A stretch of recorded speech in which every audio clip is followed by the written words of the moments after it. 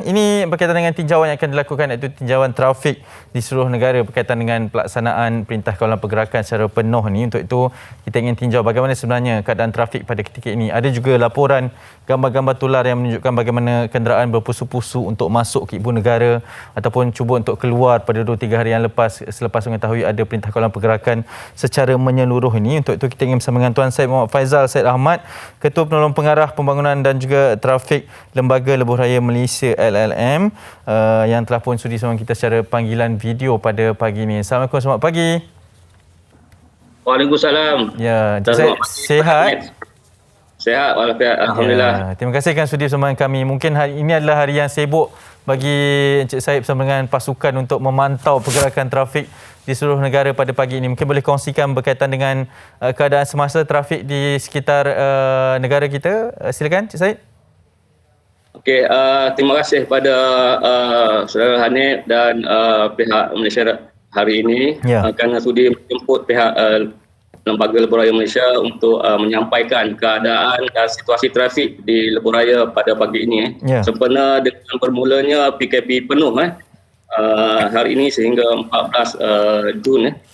Okay, untuk makluman penonton MHI, berdasarkan kepada pemantauan pusat-pusat trafik Lembaga Lebuh Raya pada pagi ini, kita dapati bahawa secara keseluruhannya pergerakan trafik di semua lebuh raya utama pada pagi ini bergerak lancar dan tiada kesesakan yang luar biasa yang dilakukan sebelum ini secara ni Okey, selain itu pihak LLM juga mendapati bahawa pergerakan trafik di lebuh raya dalam bandar juga adalah lancar dan tidak berlaku kesesakan yang ketara seperti yang berlaku pada hari-hari yang normal.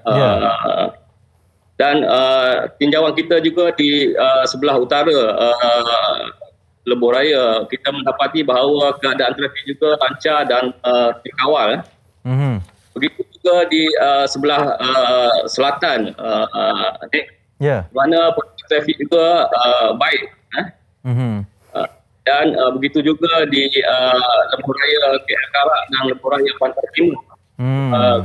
Kita mendapati bahawa keadaan trafik bergerak lancar. Dan cuma apa yang kita perhatikan pada pagi ini ada berlaku sedikit kenderaan bergerak perlahan di lokasi sekatan jalan raya yang berlaku di Sungai Besi yang menghala ke selatan. Mungkin ini berlaku disebabkan oleh pemeriksaan yang ketat oleh pihak PDRM lah kepada pengguna-pengguna lebuh raya yang ingin rentas negeri. Jadi mungkin ada berlaku sedikit kenderaan bergerak perlahan lah di lokasi berkenaan lah. Dan semua pihak PDRM juga telah memaklumkan kepada pihak LLM bahawa sebanyak 97 lokasi SJR yang akan dilaksanakan di lebuh raya di Malaysia, mana mengengkang daripada pergerakan-pergerakan pengguna-pengguna lah untuk membuat ataupun cuba untuk membuat rentas negeri. Tuan Syed, mungkin boleh kongsikan sebab kami sedang melihat visual beberapa lebuh raya di Malaysia ini ataupun yang ada di dalam kamera ini. Mungkin boleh kongsikan bagaimana sebenarnya operasi pihak Lembaga Lebuh Raya Malaysia terutama dalam tempoh Perintah Kawalan Pergerakan ini sekiranya melihat kepada pertambahan kenderaan sekiranya ada, apa operasinya ataupun apa prosedurnya yang akan dilaporkan kepada pihak berkuasa, Tuan Syed? Okey, untuk makluman penonton-penonton MHI, semua lebuh raya beroperasi seperti biasa sepanjang tempoh PKP penuh ni. Dan pusat-pusat trafik LLM juga beroperasi seperti biasa, di mana kita akan beroperasi daripada 7 pagi sehingga 10 malam bagi menyampaikan ataupun menyalurkan maklumat-maklumat keadaan trafik semasa di semua lebuh raya. Begitu juga dengan kemudahan-kemudahan di kawasan rehat dan rawat. serta di hentian sebelah yang masih beroperasi mengikut SOP yang telah ditetapkan oleh pihak MTN untuk operasi gerai di kawasan rehat, di mana kita telah menetapkan di mana yang telah disarankan oleh pihak kerajaan, ianya akan bermula pada jam 8 pagi sehingga 8 malam di mana penjualan secara take away ataupun bungkus tak boleh dine in. Manakala untuk operasi stesen minyak di kawasan rehat ni beroperasi selama 24 jam lah, di mana yang telah dinyatakan. Begitu juga dengan pengoperasian seperti perkhidmatan peronda lebuh raya masih beroperasi seperti biasa Hanif. Jadi pengguna-pengguna yang menggunakan lebuh raya boleh menghubungi pusat pengusaha trafik LLM di talian hotline 1800 88752 untuk mendapatkan apa-apa maklumat ataupun untuk memberi apa-apa info kepada pusat pengusaha trafik lah. Ya. Mungkin juga Tuan Syed boleh kongsikan berkaitan dengan apa jangkaan dari pihak Lembaga Lebuh Raya Malaysia untuk bilangan kenderaan pada tempoh Perintah Kawalan Pergerakan ini?